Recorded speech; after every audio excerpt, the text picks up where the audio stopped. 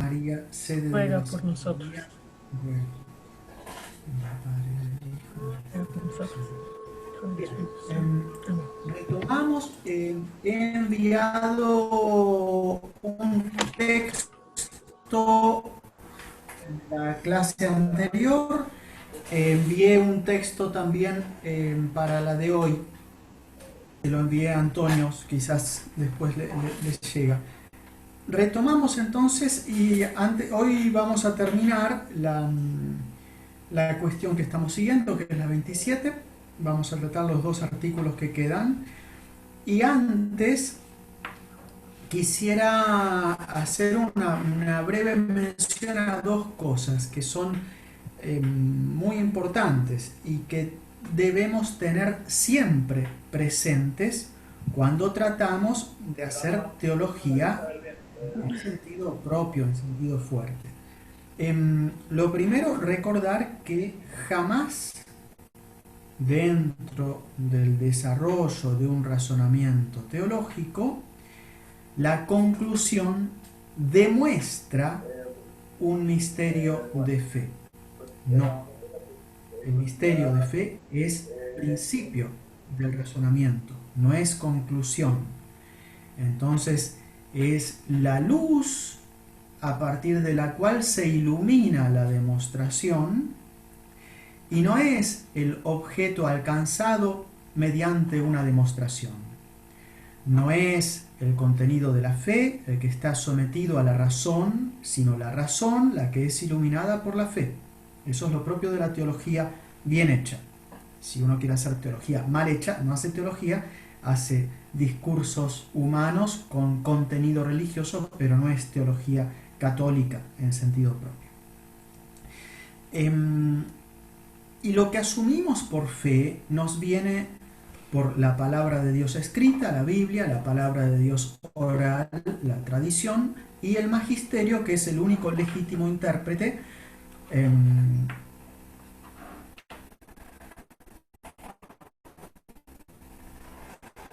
Y lo aprendemos por el catecismo cuando somos chicos, por nuestros padres y por tantos canales. En fin.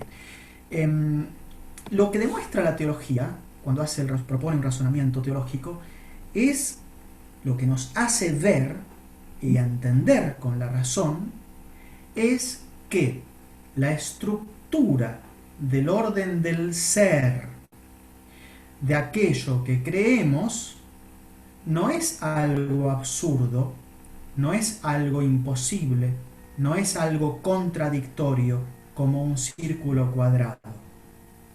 Lo que demostramos, o si se quiere mostramos, mediante el razonamiento teológico, es que eso no es contradictorio, que es posible, aunque no lleguemos a agotarlo en su comprensión.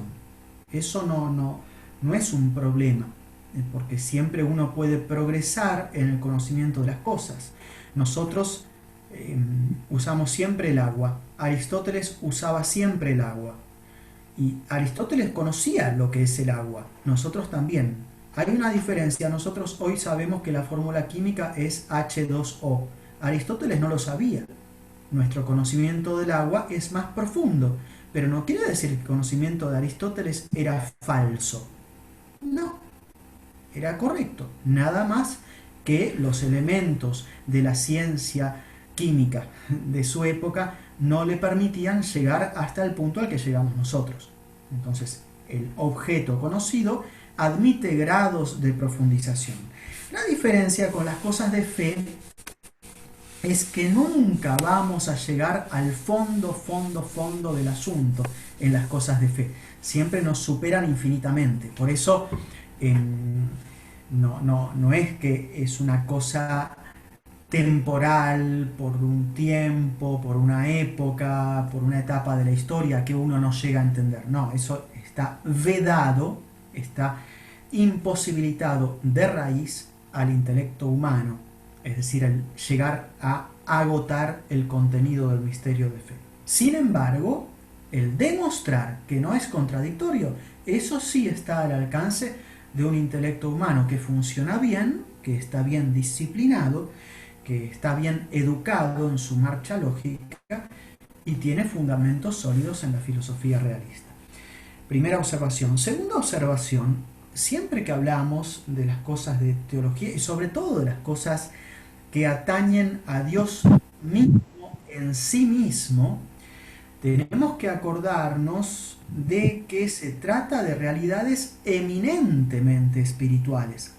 Y por lo tanto, todo lo que usamos como analogía, como punto de comparación, como apoyo para tratar de pensar un poco las cosas de Dios, tiene que ser purificado, por así decirlo, filtrado con respecto a todos los límites que le vienen de la materia, del tiempo, del espacio. Solamente cuando hacemos un acto reflejo consciente de depuración de esas nociones, podemos aplicarlas con mayor transparencia a Dios. De lo contrario, será siempre imposible. Dicho eso, voy a dar dos ejemplos concretos de cosas materiales que no demuestran, no son parte de un razonamiento teológico, pero son como imágenes que nos pueden ayudar a entender y retomar algo de lo que ya dijimos, para entonces sí abordar los artículos de hoy. Primera cosa, me ha pasado cuando era joven seminarista, de tener que enseñar el catecismo a los niños, realmente hermoso, y muchas veces con otros seminaristas llevábamos al lugar donde hacíamos apostolado, llevábamos esos moldes de silicona, de plástico muy flexible, con las imágenes de la Virgen. Llevábamos también bolsas de yeso, no sé cómo se llamarán en otros países, pero eso que se pone un poco de agua y se empieza a hacer como una pasta, una cosa.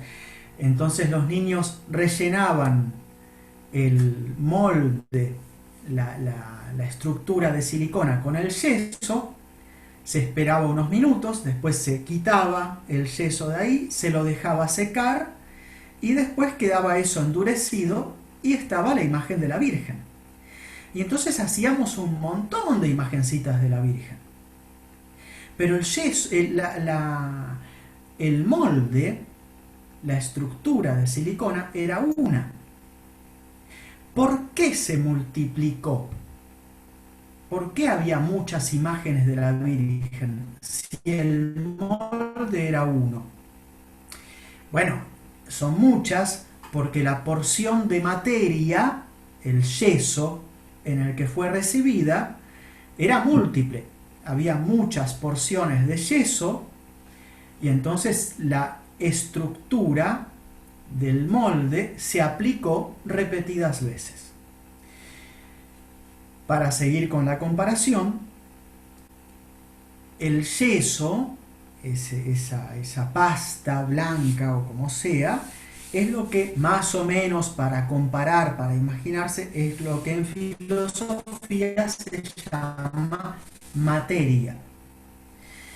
Y la configuración molde de silicona es, para darse una idea, lo que se llama forma.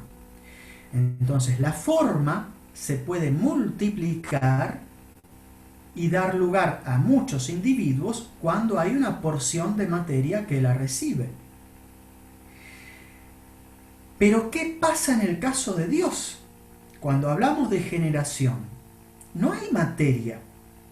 Entonces es imposible que, manteniendo la imagen, por supuesto, en Dios no es como un molde de silicona, pero manteniendo la comparación metafórica, débil, incorrecta, todo lo que se quiera, pero en Dios ese molde no se puede multiplicar porque no hay una porción de materia que lo reciba.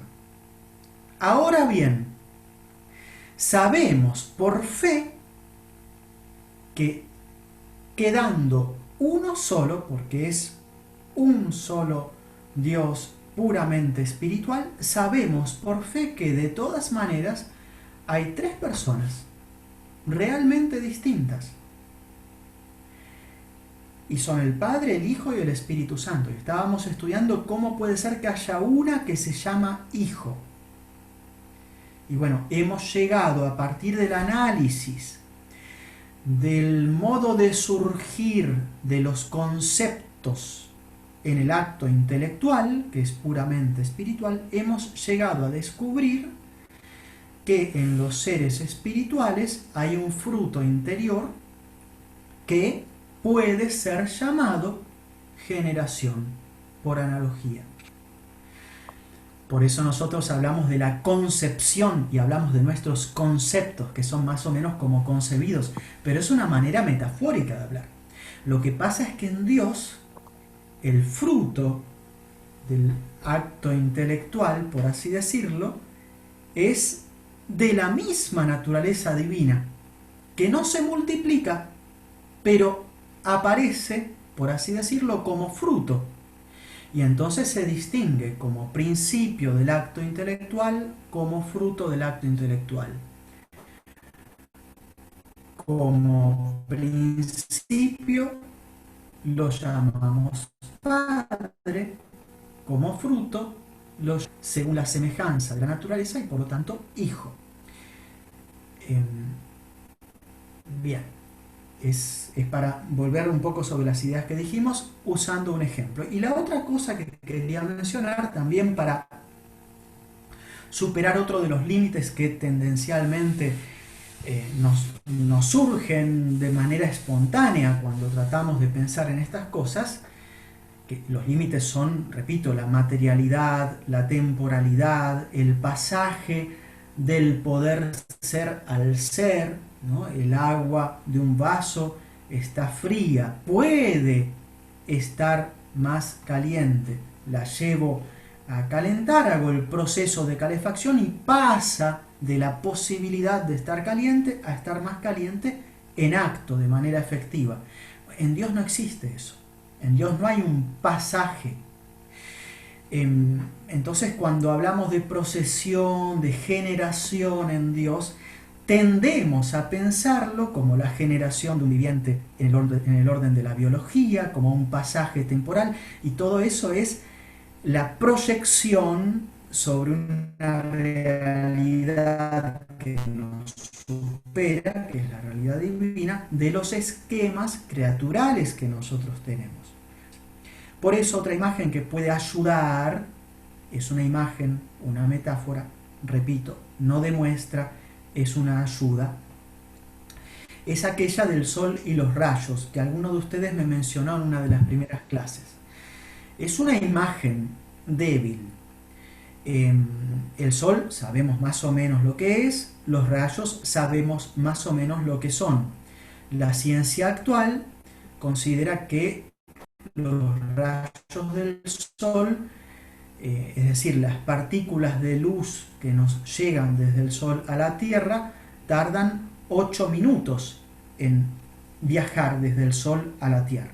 Lo que vemos entonces en este momento de sol es 8 minutos de pasado con respecto a lo que está pasando en este momento en el sol.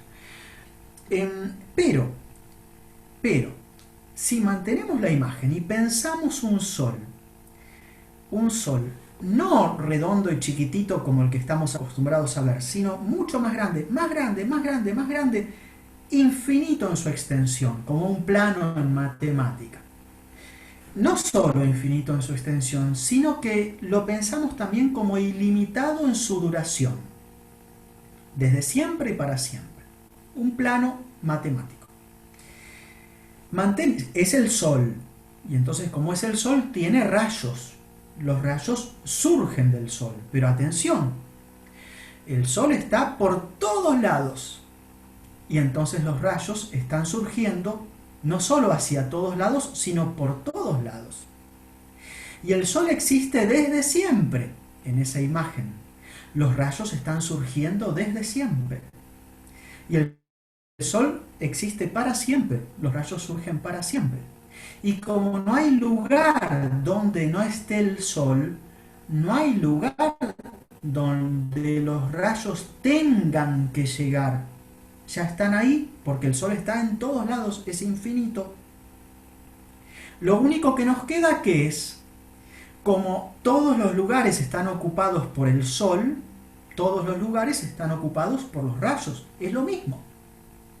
La única diferencia es que el sol es la fuente, el rayo es el fruto. Y lo único que hay de distinción es que uno es principio y el otro es principiado, por así decirlo. Es una imagen, no es real, es una metáfora que estamos tomando a partir de la comparación sol y rayos. Pero eso ayuda un poquito a imaginarse, repito, de manera distante y débil, lo que es la generación del verbo en Dios. Habíamos mencionado también que hay otra procesión, lo sabemos por fe, es la procesión del Espíritu Santo, y habíamos explicado cómo esto es posible. Se puede entender sin mayores dificultades esta posibilidad justamente a partir de la realidad de los seres espirituales, los cuales tienen siempre dos procesiones. Esto vale para el alma humana y para todos los ángeles. Tanto el alma humana como los ángeles tienen dos brotes, dos frutos interiores. Los conceptos, gracias al acto de entender, y esa tendencia que surge gracias al acto propio de la voluntad. Y como sabemos que a Dios se le aplican los principios operativos de las realidades espirituales, eso tiene que estar en Dios, porque Dios es espíritu, Juan 4:24, entonces también en Dios puede haber, no es contradictorio, otra procesión por vía de voluntad. Y esa es la procesión del Espíritu Santo. Y fíjense, aprovecho para mencionarlo y volver sobre el punto, qué bien Santo Tomás, y por supuesto qué bien la Biblia, no, ni hablar porque es la palabra de Dios, es sumamente precisa y profunda. Pero la Biblia usa justamente para designar al Hijo, usa el término verbo. Cuando empieza el Evangelio de San Juan, que a veces lo traducen como palabra, ¿no? En el principio existía la palabra y la palabra estaba con Dios y la palabra era Dios. El texto griego dice, es verdad, el término logos, pero logos significa propiamente y sobre todo la palabra interior, lo que hemos llamado verbo. Y todas las referencias a Jesús en la Escritura, en su relación con el Padre, están todas referidas al tema imagen, lo que surge como semejanza, al tema de la verdad, lo que surge por vía intelectual, y al tema del verbo, de la dicción, lo que se pronuncia, lo que surge por vía de consideración intelectual. La Biblia usa esos términos. Y al revés, cuando se habla del Espíritu Santo, se suele hablar siempre de comunión, de unión, de don. Fíjense Romanos 5:5, el amor de Dios ha sido volcado sobre derramado sobre nuestros corazones por el Espíritu Santo que se nos ha dado. Y aparte se lo llama santo, porque la santidad se realiza especialmente a través de las obras, cuando uno obra movido por la caridad, que es el amor cristiano. Y se lo llama espíritu, porque espíritu significa algo como viento, impulso. Y acuérdense lo que hablamos la otra vez de lo que sentía una mamá cuando el hijito le hace por primera vez un regalo, ese golpe en el corazón, eso es expresión del movimiento interior del amor. Y justamente como se trata de una procesión por vía de voluntad, toda la terminología bíblica para el Espíritu Santo está relacionada con el impulso, con la tendencia. Y entonces se entiende mucho mejor por qué Santo Tomás tiene un apoyo bíblico enorme para desarrollar la teología que estamos tratando de empezar a entender. Por eso es una vil calumnia la acusación gratuita y superficial que hacen tantos teólogos de nuestro tiempo a Santo Tomás de haber elaborado una teología fría, lejana a la Sagrada Escritura.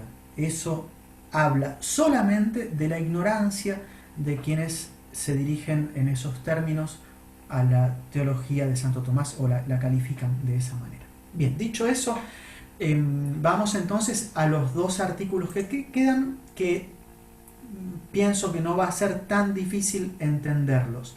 El artículo cuarto plantea un problema muy serio, porque acuérdense que hemos visto, para explicar por qué en Dios hay una procesión que se llama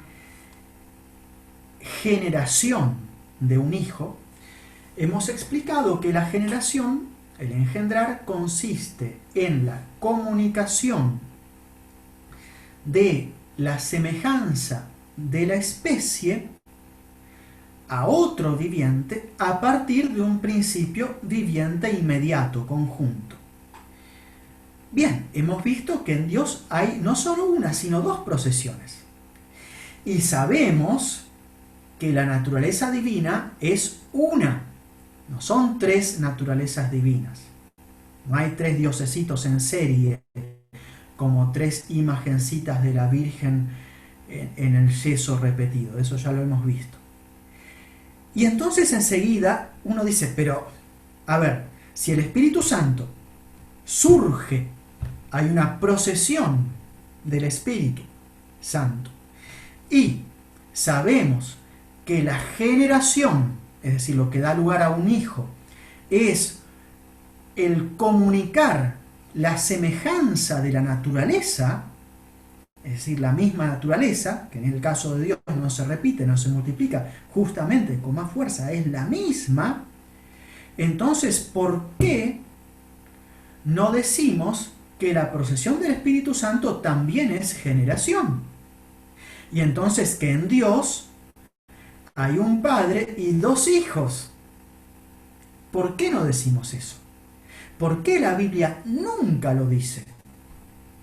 ¿Y por qué estaría mal decirlo en teología? Y es un problema. Ven qué interesante, porque cuando uno empieza a entrar en los misterios y a analizar mejor la estructura, van apareciendo los problemas reales, que no son simples hipótesis, suposiciones.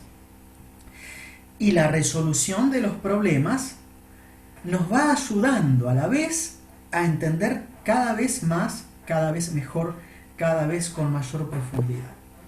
Bien, la respuesta de Santo Tomás es de una precisión magnífica, magnífica. Él dice lo siguiente: no se puede hablar de un engendrar o general al Espíritu Santo. Y no se puede, ¿por qué?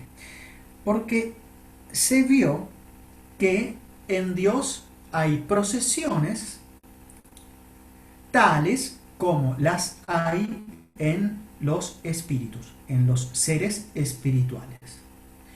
En los seres espirituales hay procesión según el intelecto y según la voluntad. Por lo tanto, asumido el dato de fe, podemos concluir que en Dios hay procesiones según el intelecto y según la voluntad. Ahora bien, lo propio de la procesión del intelecto, ¿qué es? Lo propio de la procesión del intelecto es concebir una semejanza del objeto conocido. Me lo van a entender con un ejemplo que voy a decir ahora. Si yo digo, lo van a escuchar, y apenas escuchen con sus oídos, van a pensar en ese concepto, porque les va a surgir inmediatamente. Si yo digo delfín, inmediatamente piensan en un delfín. El cerebro forma la imagen de delfín, lo imaginan y aparte el intelecto lo concibe, lo piensa. Y hay un concepto. Y ustedes no tienen ningún delfín adelante. Y sin embargo, si en algún momento, dentro de un rato, o lo dibujan o lo ven una imagen en la computadora, ven un delfín, inmediatamente lo van a reconocer porque lo comparan con el concepto que tienen. Cuando la cosa está ausente, el concepto me representa la cosa. Es una semejanza de la cosa que me permite volvérmela presente en mi subjetividad cuando la cosa está ausente. Bien, eso es un concepto. Lo propio del intelecto es siempre ofrecer una semejanza más o menos fiel, más o menos exacta de la cosa conocida. En Dios es una semejanza absolutísimamente perfecta, porque es la naturaleza divina. Entonces, por eso es viviente, por eso tiene todas las perfecciones. No es como nuestros conceptos, ¿no? Pero se mantiene lo propio. Lo propio de la operación intelectual es fructificar en una semejanza de la cosa. Y entonces en Dios lo propio es que fructifique en una... merece el nombre de generación. ¿Qué pasa con las procesiones propias de la voluntad? Lo que brota de la voluntad no es una semejanza, es una aspiración, un deseo. Si ustedes les hablan a los jóvenes, a los adolescentes en general, que esto es uno de los elementos que explotan todos los partidos políticos en todos los lugares del mundo, les hablan de justicia, les hablan de libertad, todos los jóvenes van a aspirar y moverse y entusiasmarse, y todos esos sentimientos que se revuelven, ¿no?, de tendencia a luchar por la justicia y por la libertad, son el eco en la esfera de los sentimientos del impulso de la voluntad para alcanzar la libertad, para alcanzar la justicia. Ese impulso es un dinamismo, es un impulso, un tender, un moverse hacia. Pero presupone que hayan entendido el mensaje, presuponen que me hayan escuchado, que hayan concebido la noción de justicia, que hayan concebido la noción de libertad y que entonces se suscite el impulso. El impulso no es la semejanza de la cosa. Me mueve a alcanzarla, pero no me ofrece una semejanza de la cosa. La presupone ya obtenida. Presupone que ya concebí la noción de justicia para amarla. Presupone que ya concebí la noción de libertad para luchar por ella. Pero el amarla, el luchar por ella, no es una semejanza, una copia, si quieren, no es un término correcto, pero para imaginarse, no es una copia de la libertad. De hecho, cuando aspiro a ella, aspiro porque no la tengo. Cuando quiero luchar por ella para conquistarla, lucho porque no la tengo. Es otro tipo de procesión, otro tipo de movimiento. Por eso, lo que brota interiormente a partir del acto de la voluntad jamás se puede llamar concepto de la voluntad. Y por eso en Dios jamás se puede llamar hijo.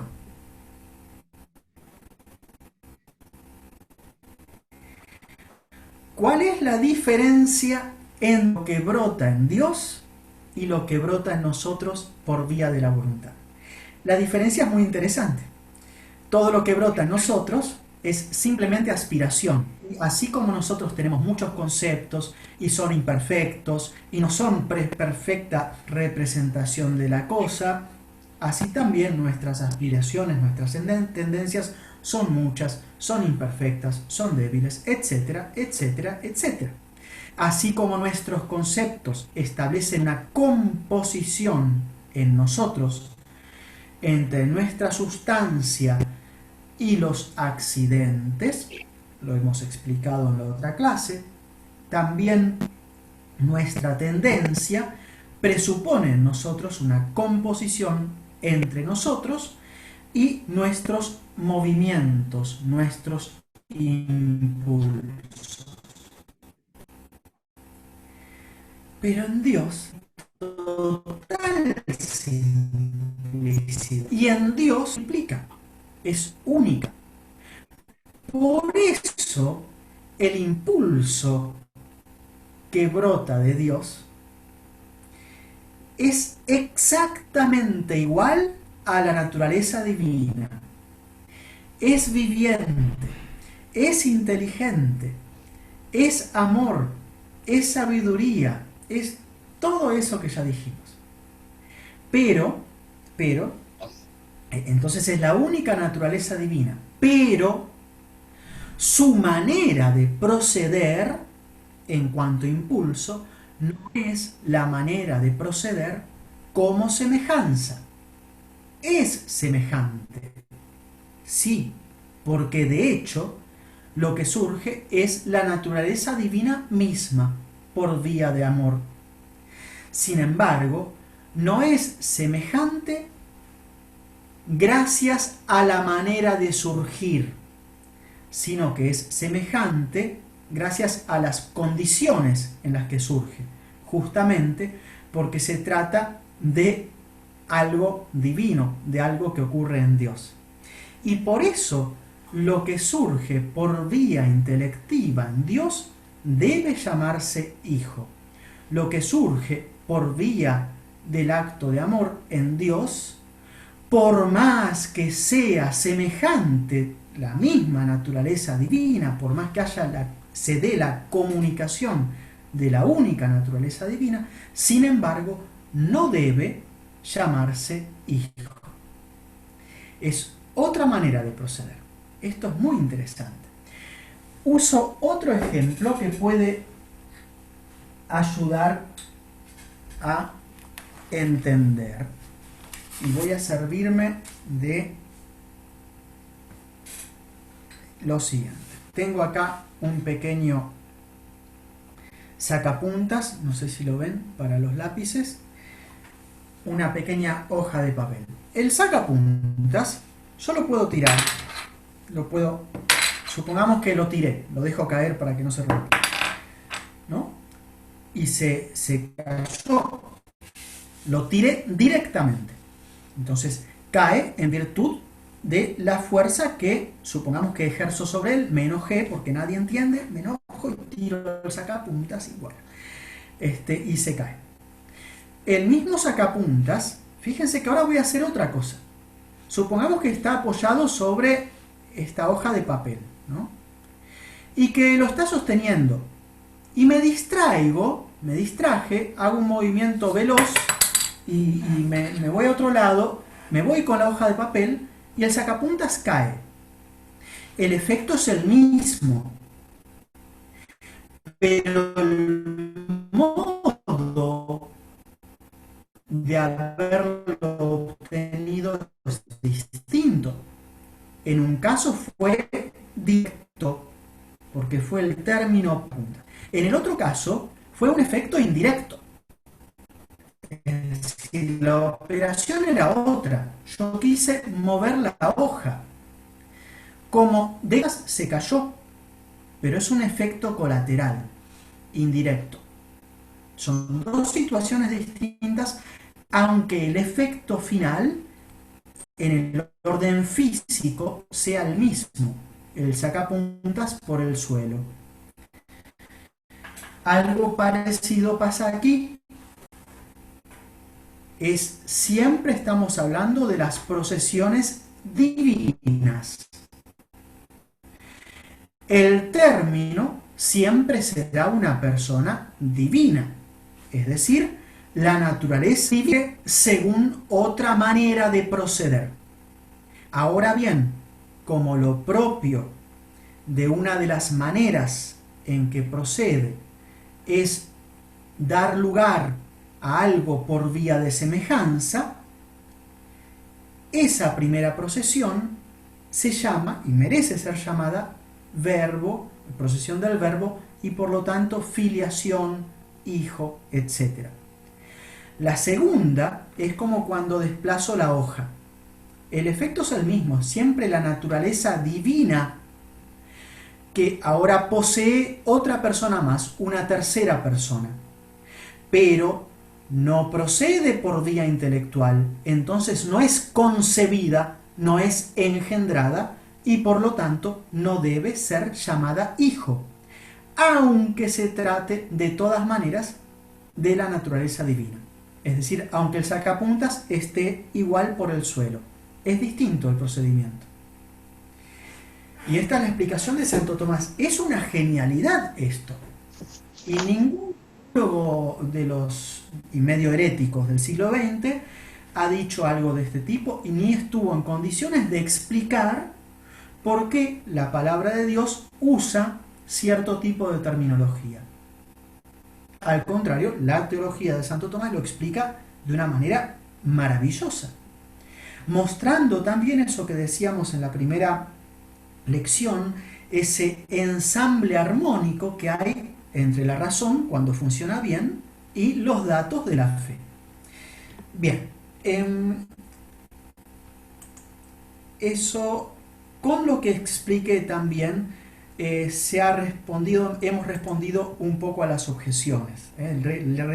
Reléanlas, en todo caso, en sus casas, y después, reescuchando eventualmente la lección, van a ver que está explicado también a partir de los ejemplos que di al inicio.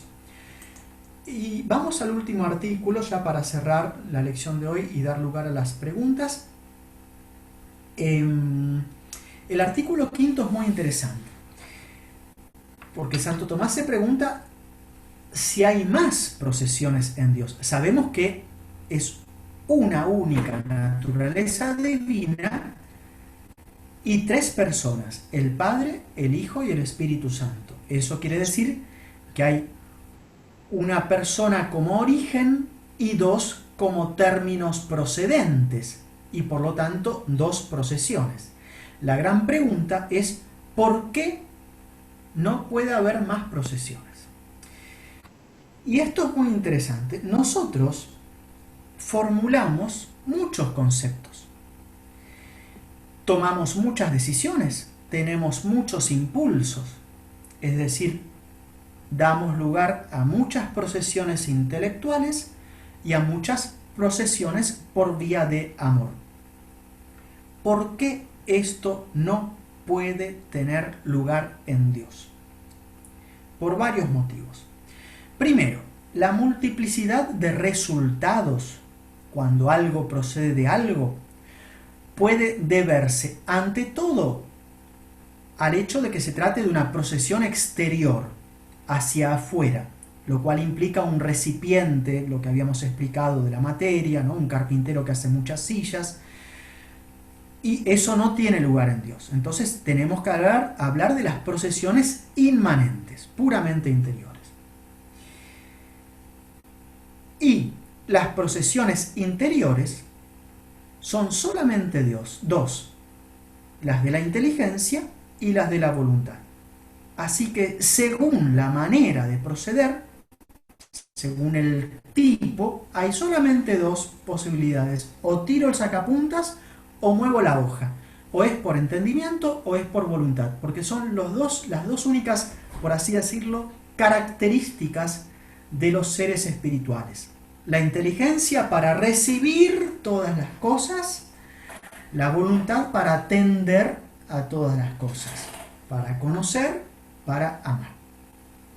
Entonces quedan solamente esas dos posibilidades, y por lo tanto no puede haber en Dios más que dos líneas de procesión, o por la inteligencia o por la voluntad.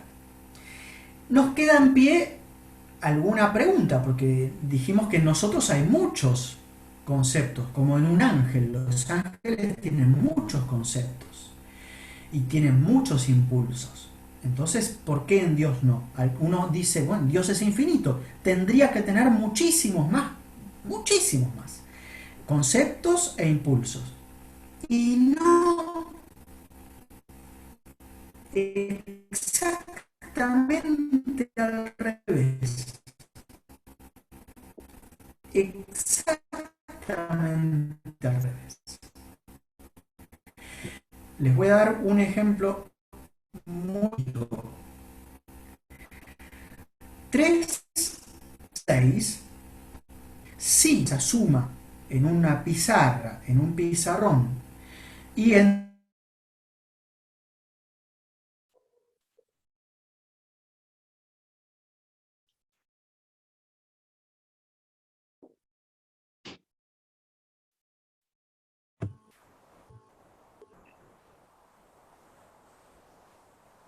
Padre, no le escuchamos.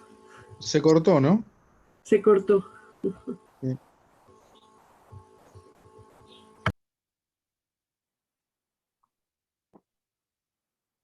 ¿Qué pasó? No. Bueno, Se cortó un momento. Nos quedamos en el ejemplo ¿hasta del dónde se 3. llegó a escuchar?